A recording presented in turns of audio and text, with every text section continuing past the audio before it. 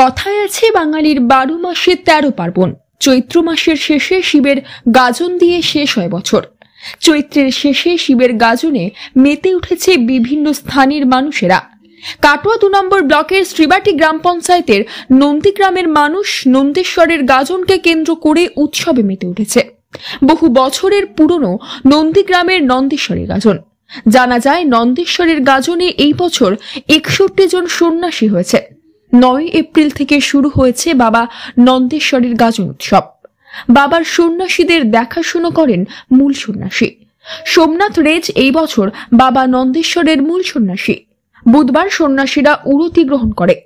রাতে মন্দির প্রাঙ্গণে অনুষ্ঠিত হয় গাজনের আকর্ষণ বোলান গান। সারা রাত ধরে চলে এই বোলান গান। গ্রামের কিছু যুবক মেয়ে সেজে কখনো পৌরাণিক কাহিনী, কখনো বা সামাজিক কাহিনী গানের মাধ্যমে তুলে ধরে। বোলান গান দেখতে মন্দির প্রাঙ্গণে ভিড় জমায় গ্রামের মানুষেরা। এটা কাটোয়া থানা অন্তর্গত শ্রীবাটি অঞ্চলের অন্তর্গত নন্দীগ্রামের গাজন। কত বছর পুরনো মনে হচ্ছে? এই গাজন ব্রিটিশ আমলের মহারাজা, বর্তমানের মহারাজা প্রতিষ্ঠিত এবং তার সুব্যবস্থাপনায় তখন থেকে গাজন হয়ে আসছে। কেমন মানুষের সমাগম হয়?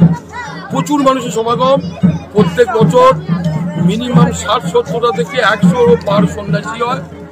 গতকাল থেকে গাজন আরম্ভ হয়েছে, এখন 4-5 দিন চলবে, চড়ক পর্যন্ত চলে। সন্ন্যাসী হয়েছে 100টি।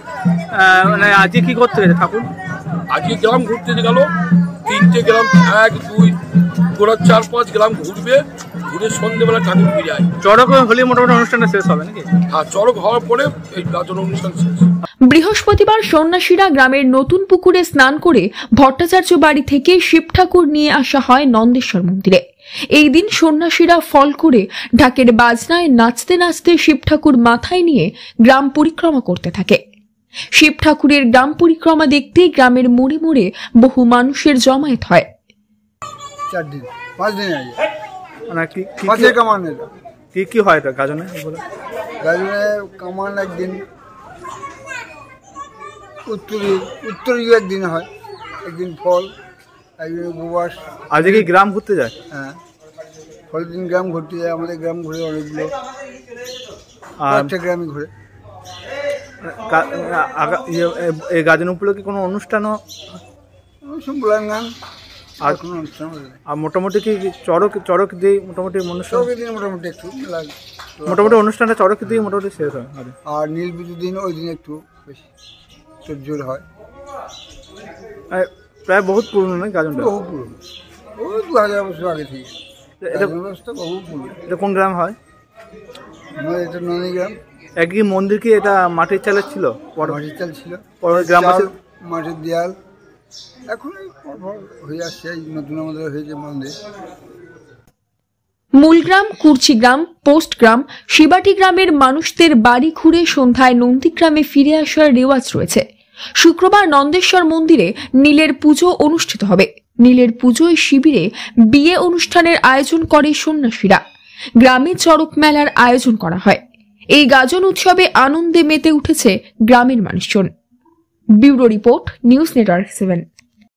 হলমার্ক সোনার গহনা কেনার একমাত্র ঐতিহ্যশালী স্বর্ণ প্রতিষ্ঠান শ্রী ধীরেন্দ্রনাথ দত্ত গোল্ড প্রাইভেট লিমিটেডের শ্রী সুখেন দত্তের দোকান।